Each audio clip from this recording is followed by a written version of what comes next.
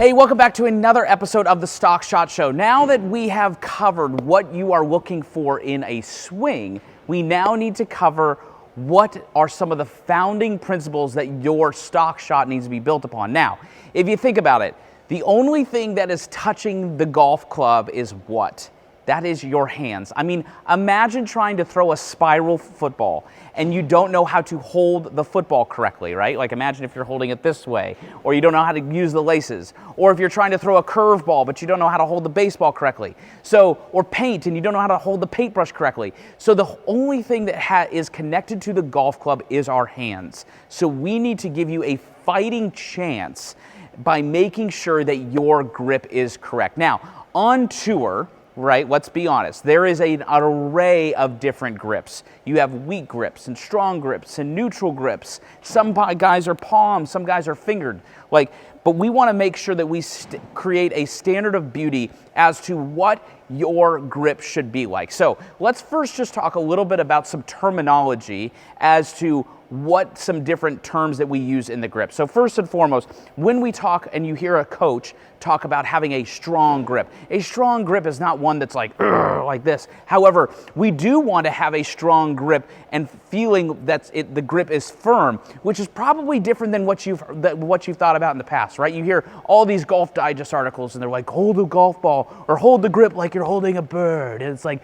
yeah, but the truth of the matter is that Brooks Koepka, his grip strength, think about doing farmer's carries, his grip strength is like 65 kilograms. And that would be if you were to come here and test at the golf room, you might be somewhere at 35 or 40, meaning that when you are gripping it as hard as you possibly can, that is like Brooks Koepka doing a 5 out of 10 grip pressure. Now, the difference is that when we have a grip pressure, I can hold my grip firm, but I can still have my arms be soft. And many players get that confused. See, with a drummer is holding the sticks and their arms are fast, but they are holding the sticks securely. They're not like this with wobbly fingers, letting the drummer sticks do whatever they want. So we can have a firm grip with soft arms and shoulders and forearms. And we need to be clear about that. Now, what are some other things that are some misconceptions in the industry? Or not misconceptions, but some terms that we can define so that we're on the same page when we're talking about this. Let's talk about what does it mean to have a strong grip. Now, for a right-handed golfer, a strong grip means that our hands, basically the V's between your index finger and your thumb, those V's are going outside your trail shoulder. So those V's are kind of pointing out here to the right. Same if you had a weak grip, those things are going to be going to the left. So by and large, most tour players, right, err with a little bit stronger grips than weaker grips. And one other thing, and we'll get to this in later episodes, but your grip has a direct correlation as to what your face and what your wrist angle should be like at the top of your swing. There is this crazy idea right now that all instructors are trying to say, yeah, you need to have these bowed wrists at the top. You don't need bowed wrists at the top. The only reason you would ever need to have bowed wrists at the top is if your grip is really, really weak. Like Colin Morikawa's grip is really weak. Matt Wolff's grip, really, really weak, right? But then if you have other players like Zach Johnson, and his grip is fairly strong. So we'll get to that in more episodes in the future when we talk more about backswing and wrist angles and all that kind of stuff. But right now, what we want to do on this Stock Shot Show is we want to teach you what is a neutral grip, right? How would you teach just a player to have a neutral run-of-the-mill grip? So what I would suggest is go get a golf club so you can do this right with me, at the same time, so that once you do it, you've got it, right? And for me, grip was always something that was really important to me because I have a tendency, we all have our stuff, right? We have our stuff with our swing and our characters and all of that, is that one of the things with my game was that my right hand would get a little weak, so it would be a little bit on top. And that would wreak havoc in my golf swing in the fact that when you have a weak right hand, you might have a tendency to kind of put a little bit more extra oomph into it at the bottom, and I would tip it out. So for me, managing my grip was something that I was constantly doing every single practice in my programming stage, when I was practicing to make sure that my grip was correct. So what I want you to do is I want you to take the club to get a neutral grip, and I want you to just let the club hang down by gravity. So you can see that the club is kind of hanging down. Now I'm going to put my hand and balance it, and I'm going to try to match up my lead wrist with the face angle, and you can see that I'm holding this down my fingers. I am not holding it in my palm, but I'm holding it down the rings of my finger. Now when I do that, I'm also going to stack up my thumb so that my thumb and my index finger are aligned. So I don't want to have a long thumb, I want to have a very short thumb. So now I have put it on my hand, my lead wrist is matching the club face, and then I'm going to swing it around and come down. So now you can see that I have a very tight gap right here in my hand. The V is going to my right shoulder, and my thumb is short. I don't have a long thumb. That's like how 4-year-olds hold crayons. We do not want to hold a club like that. So now I've got my grip on with my left hand. Then I'm going to take my right hand, and I'm going to have the same feeling where it's holding here down in my fingertips. I'm not going to hold it down here in my palm, once again, like kids hold crayons. So we're holding it, and I interlock. Whether you want to interlock or overlap, I don't really care.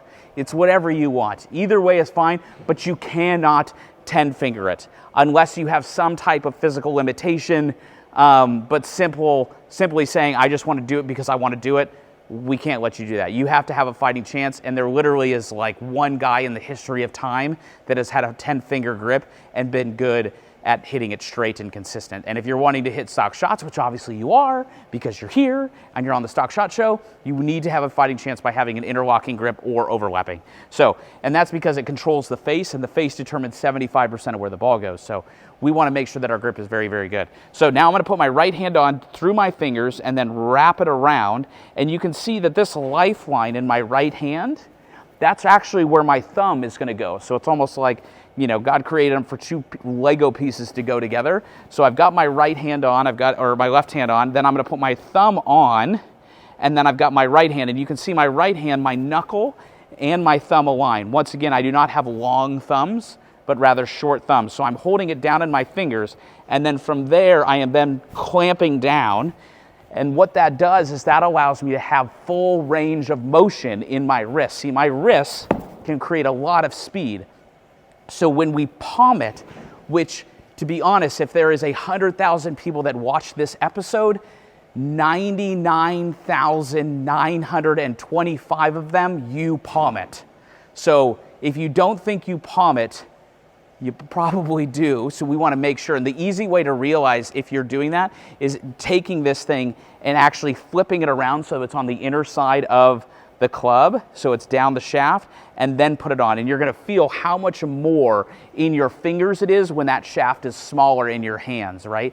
Which is another little piece, is that one of my personal hypotheses is that mid-sized grips are the death of amateur golfers. And the reason that is because the amateur golfer, they go, I'm going to use mid-sized grip so it quiets the action in my hands, which is maybe true, but the problem is that forces you to palm your grip, and then when I palm my grip, I can't hinge my wrists. So now when I come back and I change direction, I'm then going to release it early, and I'm going to hit it fat. So it's like, yeah, your hands might be more quiet, but you hit 3 inches behind the ball, and that feels terrible. So now we need to make sure that the grip, which is why getting custom fit and making sure your grip matches your hand size is really, really, really, really, really important, right? So making sure that you just have the right utensils in your bag so you can have your swing work for you and not against you. So that would be one way, is if you go this way. You can also see Adam Scott. When Adam Scott does this, you can see how he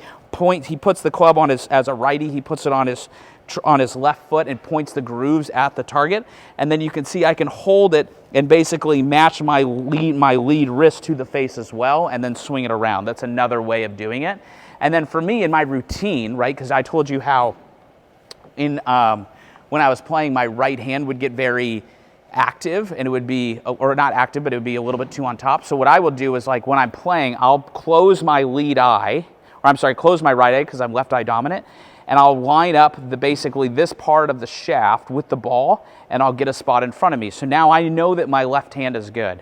Then I put my right hand on, right? And I waggle it, and I waggle and take a quarter step 45 degrees to the left side. So I go this way, so I'm kind of setting up, I'm here, and I kind of waggle and set up. That's like my routine every single time. So what I've done is that now when I'm setting up and getting over the ball, my grip is secure, and I'm not standing over the ball like worrying about my grip, which is never a good thing. But the nice part, or not the nice part, but the time to really do one of these grip changes is really when you have a span of time, maybe it's an off season or what I like to call the development season, or a time where you don't have anything that you're really playing that's like important, like a dude's trip or something like that. Because to be honest, the hard part about a grip change is that when you're over the ball like this, there's this self-talk that's like, oh my gosh, this feels so weird. So we want to make sure that we have basically an opportunity to make it our own, which is going to take a few weeks.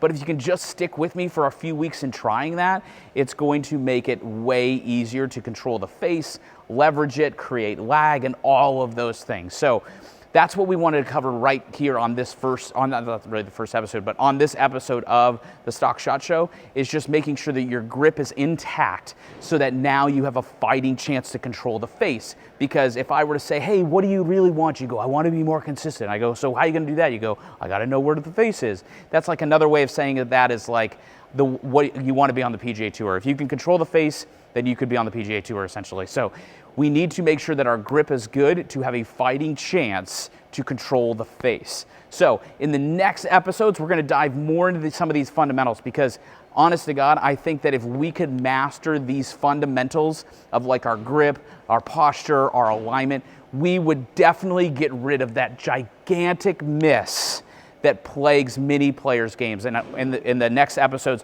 I'll be talking about why that is and how we can combat that and how we can practice it to make sure that we are always set up for success. So thanks so much for tuning in, and we'll see you guys next time on the Stock Shot Show.